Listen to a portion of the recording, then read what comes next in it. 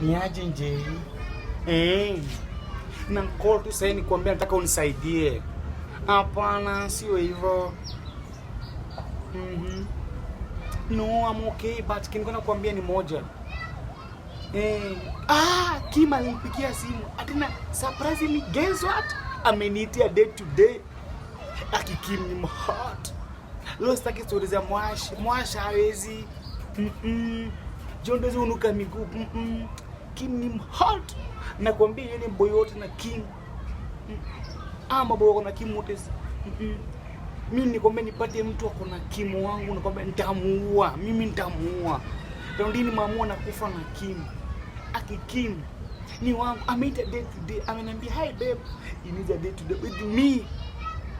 And I'm gosh like, I want someone to know my baby. Yeah.